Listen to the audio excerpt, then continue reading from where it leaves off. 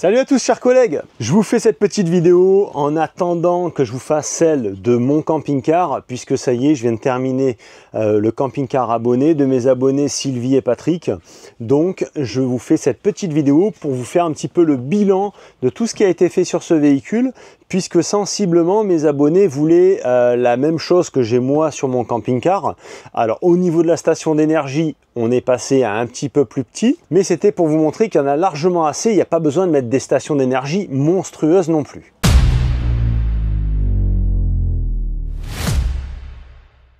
Je vais essayer de vous détailler à travers cette vidéo à peu près tout ce que j'ai fait sur ce véhicule. Il y a eu beaucoup de travaux qui ont été effectués, beaucoup d'optimisation et amélioration. Alors c'est pas pour autant que je vais tout vous montrer, mais quand même l'essentiel pour que vous ayez les clés si toutefois vous voulez faire ce type d'installation. Au niveau du toit, j'ai pris des photos. Sur le toit, il y avait une parabole, il y avait un vieux panneau solaire. On a supprimé parabole, panneau solaire. Parabole, le but étant de pouvoir placer un gros JA Solar 450 watts et on a mis ensuite à côté un Unitech de 100 watts pour la batterie cellule. Et je me suis également chargé de faire une étanchéité complète du toit en préventif, puisque ce véhicule n'a aucun souci d'infiltration, mais je ne le répéterai jamais assez, il ne faut pas attendre que ce soit infiltré ou qu'il y a de l'eau qui coule à droite et à gauche pour se réveiller et faire des joints. Donc là en fait l'idée c'est d'enlever le butyl périphérique qui a dégueulé, tout nettoyer à l'essence F et faire un beau joint Sika au 521 UV de façon à rendre étanche toutes ces potentielles sources d'infiltration. Alors sur ce camping-car j'avais trois possibilités d'entrée de câble. Une ici dans le placard, c'était là en fait où arrivaient les câbles de l'antenne parabole, puisqu'ici on avait les boîtiers qui étaient là, donc tout ça est parti. Et deux autres entrées de câbles ici, une ici que vous voyez pas parce que c'est derrière la planche, et là dans la goulotte. Donc il y en avait deux qui étaient exploitées et une était bouchée, celle qu'il y a de ce côté-là. Et moi j'ai fait l'inverse puisque ça m'arrangeait au niveau de mes passages de câbles. Du coup j'ai réouvert cette entrée de câble et j'ai recondamné celle-ci. Donc voilà mon entrée de câble. Ici j'ai mis une goulotte pour venir tenir mes câbles bien proprement. Et là on rentre dans celle-ci et là on descend. Tac, tac, tac, on descend dans cette goulotte. Et après ça part derrière la cuisine, derrière les meubles, etc.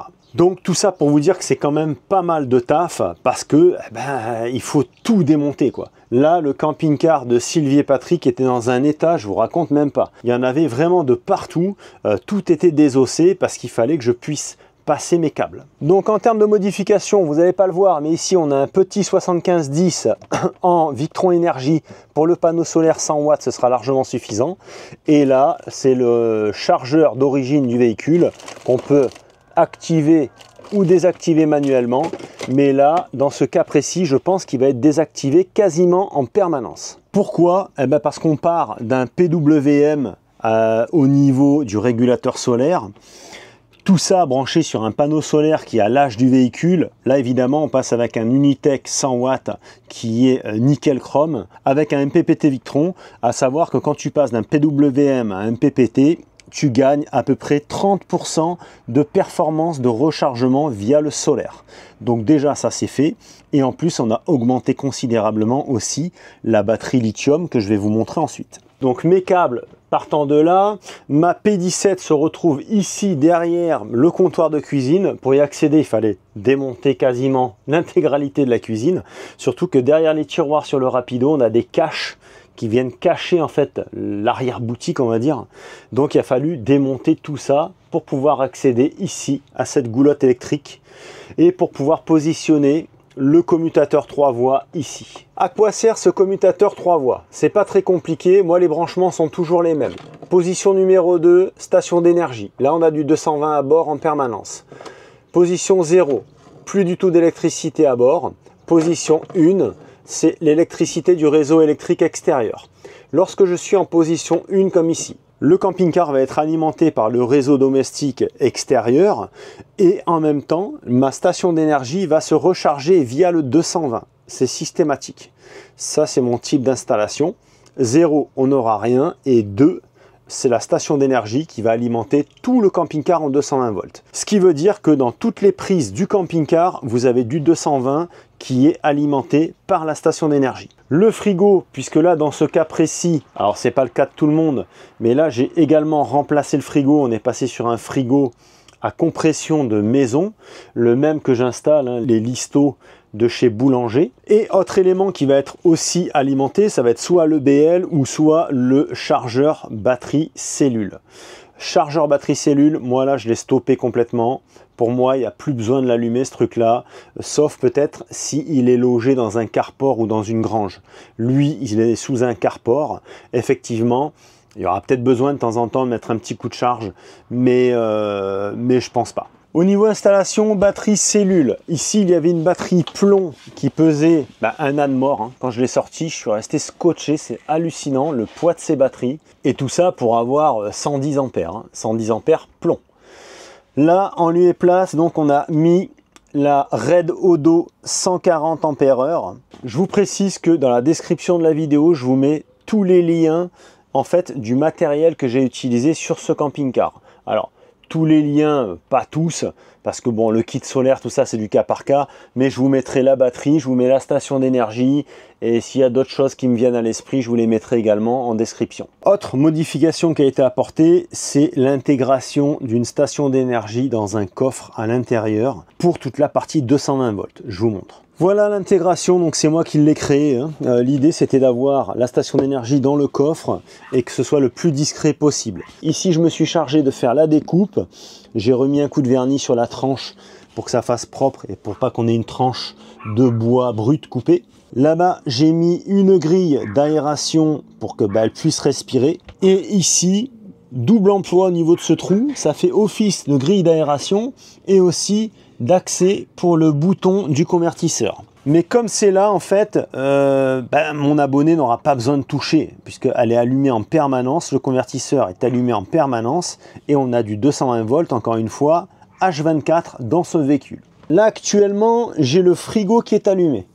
Donc le frigo est allumé, je l'ai allumé il y a peu de temps, donc forcément, ça tire plus que la normale. Voilà, là on tire 58 watts, avec le frigo, alors que quand il va se mettre en floating, il va être à 15-20 watts, voire même à 0. Donc ça, c'est la puissance qu'on tire, on est à 59 watts, et malgré tout, avec 96% d'autonomie, on m'annonce 86 heures d'autonomie. Je ne sais pas si vous vous rendez compte, c'est-à-dire que quand lui, il aura atteint sa température de froid au niveau frigo-congélateur, là ici, ça va être 0, et là ici, l'autonomie va augmenter considérablement. C'est là où je voulais en venir, puisque certaines personnes me disent « Mais comment tu fais? Il faut une installation énorme, blablabla. » Non, si tu veux mettre un frigo de maison, tu n'as pas besoin d'avoir une installation énorme.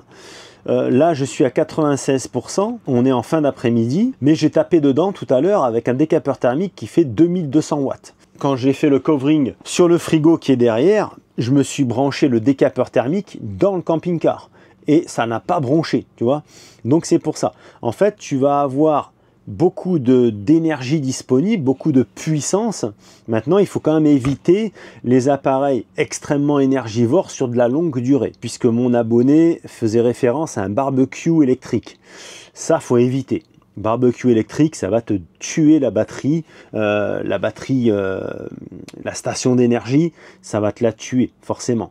Puisque, allez, supposons qu'il fait 1200 watts, tu l'allumes pendant 2 heures, ça te fait 2400 watts, on a 2000 Wh, on va dire qu'en moins de 2 heures, tu l'as complètement séché et là, tu n'as plus de 220 à bord jusqu'à rechargement total de cette batterie. Donc c'est pour ça que à chaque fois, il ne faut pas spécialement s'imaginer qu'on a besoin d'avoir des installations énormes.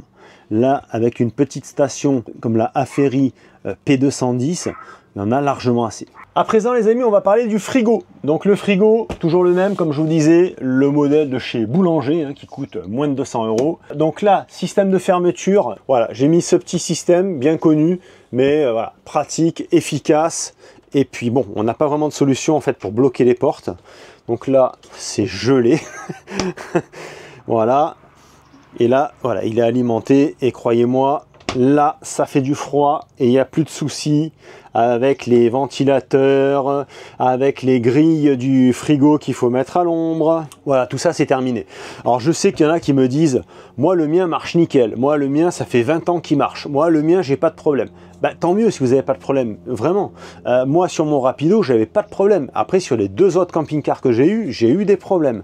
Sur celui-ci, mes abonnés rencontrent aussi des problèmes. Impossible de mettre des glaces au congèle. Alors maintenant il y en a qui s'en foutent des glaces. Moi je suis un amateur de glace aussi et j'aime bien avoir des glaces au congèle comme à la maison. Là à présent mon abonné est tranquille. Là il n'y a plus besoin de se raccorder. Là on est en autonomie totale sur ce camping-car. Alors quand on me demande voilà, comment je fais, bah, le système vous l'avez là. Je vous ai expliqué comment ça marche. C'est-à-dire qu'on a un panneau solaire pour la batterie lithium 140 ampères, le gros 450 watts JA Solar pour la station d'énergie à Ferry P210 ou une autre, et de cette manière-là, on a 2 circuits complètement distincts. Cette façon de faire, alors il y en a qui sont pour, il y en a qui sont contre, il y en a qui préfèrent avoir un convertisseur parce que s'il y a un élément qui brûle, ben, il peut changer que l'élément. Bon, vous faites comme vous voulez. Moi, je suis ultra fan de ce type d'installation. Maintenant, on a des stations d'énergie qui sont ultra performantes et généralement, quand on annonce une puissance, tout est dimensionné en fonction de cette puissance. Les cellules, le convertisseur, etc., etc. Le convertisseur intégré. Donc moi, je préfère mettre 800 balles dans une station d'énergie que de mettre 800 balles dans un convertisseur de courant. Puisque dans une station d'énergie, je vais avoir convertisseur, régulateur solaire, batterie lithium intégrée. Donc, pour moi, il n'y a pas photo. Et si quand bien même, demain, ma station d'énergie a un problème technique, elle ne marche plus, je ne suis pas en rade, j'ai toujours du 12 volts à bord. Cas inverse, ma batterie 12 volts lâche dans le camping-car, j'ai quand même du 220 à bord. Donc, dans tous les cas, c'est gagnant. Moi, j'ai une grande préférence pour ce type d'installation. C'est ce que je préconise et c'est ce que je conseille à tous ceux qui veulent de l'autonomie et qui veulent du 220 performant à bord de leur véhicule. Ah oui, j'ai oublié de vous montrer, je voulais vous montrer l'intérieur quand même du logement de la station d'énergie. Alors la Ferry, la voici. Là ici, on a le câble d'alimentation, donc j'ai mis une prise extra plate pour pouvoir avoir de la place. Le câble remonte ici, hop, il remonte là, hop, ça repart là-bas en bas et ça va se relier sur ma P17. Enfin, sur mon commutateur 3 voies, pardon. Ici, prise de 120 volts, ça c'est la prise qui va être alimentée en permanence lorsqu'on est branché avec la P17. Celle-ci va permettre de recharger la station. Et après, en bas, forcément, on a les câbles solaires qui arrivent. Voilà, la station a été calée ici avec une petite, avec un petit litho. Et en bas, là-bas, je lui ai mis une petite cale en mousse, là-bas en bas, pour la caler dans ce sens. Revenons sur la télévision, parce que certains vont me poser la question. Alors là, on a supprimé la parabole. Là, on a mis une Amazon Fire Stick TV. C'est ce genre de petit appareil, tu vois, qui est branché ici en HDMI. Là, ici, on a l'alimentation USB. Et en mettant le smartphone en partage de connexion, on peut se passer d'une parabole. Moi, dans mon camping-car, ça fonctionne aussi comme ça. Alors actuellement, j'ai pas encore mis de programme TV, mais je vais le faire. Vous savez, nous on regarde beaucoup Netflix, et comme on a Netflix, sur l'Amazon Fire Stick, tu peux mettre Netflix. Tu peux passer visiblement par Orange TV, des trucs comme ça. Bon, je l'ai pas encore fait hein, personnellement, mais il existe des programmes en fait pour pouvoir avoir les chaînes télé sur la télé. À présent les amis, je vous amène au cockpit du véhicule, puisque mon abonné avait une caméra de recul tout à fait catastrophique sur l'autoradio d'origine Pioneer, un peu comme j'avais moi hein, sur mon camping-car Mich Mich. Donc je lui ai installé une caméra. Alors là sur ce véhicule c'était extrêmement particulier, c'est pour ça que les caméras de recul logiquement je les fais pas hein. Ou alors quand je les fais c'est vraiment intégré à un gros projet comme c'est le cas de celui-ci, sinon je fais pas. Voilà, je fais pas parce qu'on tombe souvent dans des galères. Alors là, on est tombé effectivement dans une galère avec celui-là, parce que moi, je comptais réutiliser le faisceau d'origine, sauf que le faisceau qu'on a à l'arrière au niveau de la caméra et le faisceau qui est au cul du poste n'a, alors physiquement, aucun rapport. Et en plus, j'ai fait des recherches avec des tests de continuité sur le câblage Il y avait un micmac là-dedans, j'ai rien compris. Donc je ne pouvais pas me permettre en fait de brancher un appareil là-dessus au risque de le cramer ou de cramer quelque chose sur le véhicule. Donc on a opté pour une caméra sans fil. Alors sans fil entre guillemets, on a quand même 2 fils à raccorder, la masse est le plus. Par contre la communication entre le moniteur et la caméra se fait en Wi-Fi. Et j'ai installé voilà, une petite caméra que j'ai trouvée sur Amazon. Hein. Franchement, j'ai pas d'action avec eux. Ça marche pas mal. C'est beaucoup mieux que ce que c'était avant et on l'a intégré ici. Tu vois, bon bah tu as la marque. Éventuellement, je te mets le lien dans la description de la vidéo, même si j'ai pas d'action avec eux. Mais bon bah là, c'est du service. Hein. Voilà, si vraiment tu as besoin d'une caméra de recul, c'est pas la moins chère de toutes. Mais voilà, il y a un moment donné où il faut non plus, voilà, faut pas regarder à quelques euros près. L'idée, c'est quand même d'avoir quelque chose qui fonctionne plus ou moins bien. L'avantage avec cet écran aussi, c'est que si un jour on veut, on peut mettre une deuxième caméra et à ce moment-là, on aura un écran scindé en deux avec une caméra de chaque côté. Donc ça, c'est plutôt pas mal. L'image est très bonne. Voilà, franchement, l'image est bonne. Elle n'est pas exceptionnelle, mais elle est bonne. Elle est tout à fait correcte. Elle est vraiment dans le standard de ce qu'on retrouve généralement sur les caméras de recul. Et gros avantage, voilà. Là, c'est du Wi-Fi, c'est du sans fil. Alors là, j'ai eu un challenge aussi parce que le lit, quand il descend, on a quasiment plus de place sur le tableau de bord. Tout s'arrête à ras les pâquerettes. Et j'ai réussi à mettre l'écran. Alors, ça a été un calcul, hein. Ça a été un petit casse-tête, mais j'ai réussi à mettre l'écran de façon à ce que on descend le lit et le lit s'arrête pile poil au niveau de la casquette de l'écran. Donc, c'est top. Ah oui, je refais une parenthèse sur le frigo, parce que je ne sais pas si on en a parlé, mais là j'ai mis un covering. Donc là on a un blanc cassé, voilà, et d'origine il est blanc brillant. Alors blanc cassé, puisque on a des rappels en fait de blanc cassé dans la cuisine. Voilà, là tu vois, les portes ici. Donc l'idée et le choix de mon abonné, c'était de faire un rappel avec le blanc cassé des portes de cuisine. On peut absolument tout faire en termes de personnalisation sur le frigo ou sur l'intégralité du camping-car. Hein. Puisque beaucoup de monde en fait me sollicite pour des installations électriques, mais beaucoup de monde ignore que ma spécialité, c'est quand même tout ce qui est relooking, on va dire, des intérieurs. Et sur le mien, alors à l'intérieur, je pense que je vais rien toucher parce qu'à mon sens, il est impeccable. J'ai quelques murs à refaire, mais je vais faire un covering complet à l'extérieur. Je vous montrerai tout ça, mais c'est pas demain la veille parce que j'ai beaucoup de travail encore sur le mien. Donc lorsque tu démontes un frigo comme ça, il faut déconnecter le gaz qui est à l'arrière. Donc moi ce que je te conseille, si toutefois tu es amené à faire la modification toi-même, pareil, ici il faudra que tu arrêtes. Hein. Là tu vois c'est la vanne de frigo. Donc là elle est stoppée. Et là ici, il existe des bouchons spécifiques pour ça. Et verrouillés en fait avec l'écrou d'origine, enfin je dis l'écrou mais bon tu m'as compris. Et ensuite par sécurité forcément j'ouvre le gaz partout et je fais un test de recherche de fuite. Donc ça c'est un testeur de fuite de gaz, pareil, alors si j'y pense je te mets le lien. Toujours pratique d'en avoir un à bord. Si toutefois un jour tu as une odeur de gaz, tu as un doute, tu sais pas d'où ça vient, avec ça tu peux identifier très facilement d'où ça vient. J'avais déjà fait une vidéo à l'époque, regarde dans les anciennes vidéos si ça t'intéresse, ou dans quel cas je te mets le lien de ça dans la description de la vidéo, ça peut toujours servir. Mon abonné, pareil, m'a demandé de faire des joints périphériques. Au niveau des fenêtres, tu vois, là il y a un joint qui a été fait, hein. Je sais pas si on le voit, il est tellement bien fait qu'on le voit pas. Ah ça, je me régale à faire les joints, tu vois comme c'est net. Alors l'intérêt de faire un joint périphérique comme ça sur les baies, ça évite ce genre de problème, tu vois, comme j'ai sur Mich Mich, tu vois, où le butyl coule avec la chaleur. Alors moi je ne l'ai pas encore fait, il y a une bonne raison à ça, je m'en fous pour l'instant, je laisse comme ça, puisque je vais lui faire un covering, encore une fois. Certains étaient étonnés de voir Mich Mich tout blanc. Ben oui, il est tout blanc parce que j'ai déjà enlevé toute la déco, et je vais lui faire un covering intégral, voilà. Et tu vois, il y a eu des réparations qui ont déjà été faites au niveau des bas de caisse par exemple, et j'en ai encore à faire, donc tout ça, ça va se faire progressivement, jusqu'au moment où j'aurai vraiment le temps de me mettre dessus et de lui faire son covering complet. Bon, il y a encore beaucoup de travail qui va arriver sur Mich Mich, ça va me permettre aussi de vous faire pas mal de vidéos, puisque quand je fais les camping-cars abonnés, j'ai pas le temps de filmer. Voilà. Sur le mien, je prends le temps. C'est pour ça que c'est long d'ailleurs. Hein. L'évolution de Mich Mich est très lente, puisque à chaque fois que tu filmes, tu perds un temps fou. Hein. Un truc qui va te prendre 1 heure quand tu filmes, t'en passes 4, hein. Donc j'extrapole, mais ça peut être presque ça. Mais voilà, sur Mich Mich, il va encore y avoir beaucoup de travail. Bientôt, je vais faire restauration des phares qui sont jaunis. Donc ça va être très intéressant. Et après, je vais réappliquer un film dessus. Je vous ferai une vidéo, hein. Tout ça sera filmé par contre.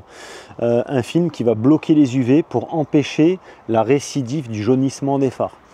Et je vais traiter aussi la baie de pare-brise, qui est la maladie là-dessus et qui va couler sur les injecteurs du moteur. C'est pour ça que là, il a le sopplaire en permanence. Comme ça, quand il pleut, ça me fait une casquette. Ça évite que ça pleut dans le moteur.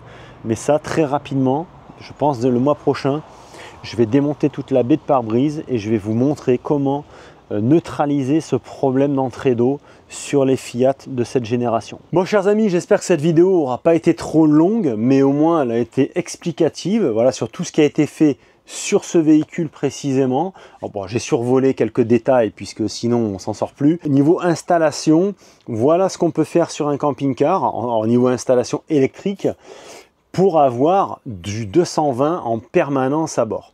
Avec ce type d'installation, je vous garantis que vous êtes déjà très bien en autonomie. Bien évidemment, après, si vous voulez faire tourner des trucs très énergivores sur du terme un peu plus long, forcément, il faudra peut-être revoir à passer à plus gros. Mais déjà, avec ce qu'on a là, tu peux très bien faire tourner. Alors le frigo H24, il n'y a pas de problème. Tu feras tourner une Nespresso sans aucun souci. Là, on a un grill qui fait four au-dessus du frigo. Bah, c'est pareil. Tu pourras faire chauffer des petites choses, une pizza, un quart d'heure, 20 minutes, tout ça, aucun problème. Maintenant, si tu veux faire griller un poulet pendant 1 heure là-dedans, ça va te mettre une claque quand même à la machine. Un abonné, pareil, me disait, ma femme veut mettre son air fryer. Aucun souci. Air fryer, souvent c'est des cycles de 20-30 minutes, ça passe. Un air fryer, c'est beaucoup moins énergivore qu'un four électrique.